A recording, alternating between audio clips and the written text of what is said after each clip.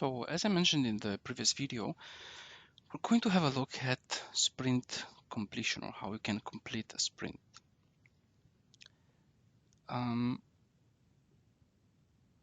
Right now we have 10 days remaining. Let's just, in order to make it a little bit more realistic, let's just change the time of the sprint so that it has less days, and then we can close the sprint.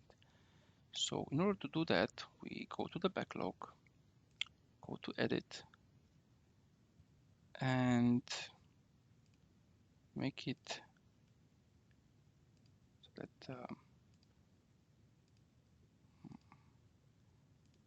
let's say it's almost started.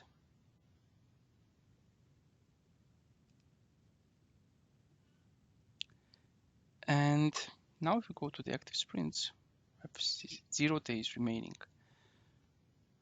So now when we click complete sprint, we have a very important notice here.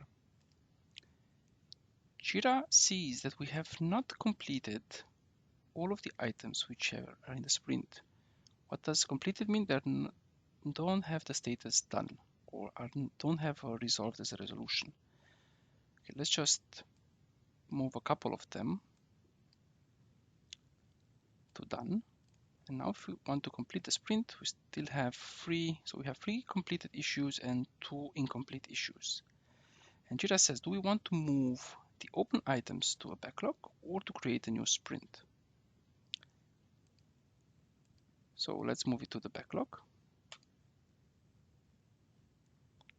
And here we have a report on the sprint. Reports we're going to cover separately, and we're going to give also the sprint report a little bit more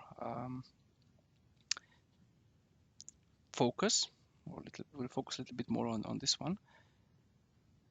But the idea is, once you have completed a sprint, JIRA automatically makes this report for you. We have an overview of what happened in the sprint. So we have the completed issues and the not completed issues. We have a time frame of how the work was done for the items. And like I said, reports I'm going to do separate in another video. There's even the option to actually reopen this sprint if for any reason we see so fit. So for example, although we plan for 2-week sprints, we had some issues and we have modified, in agreement with the customer, the end date for the sprint, so we can reopen the sprint. And by reopening the sprint, the items which were in the backlog, or which were marked as closed, will automatically be put back in. So you see we have again this sprint, so we can now make everything as done and complete the sprint again. And now, as you can see, since everything was completed, we can now complete our sprint.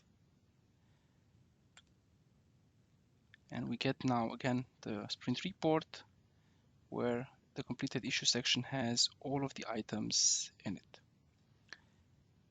In the next video, we're going to have a look at releases and how we can plan those releases.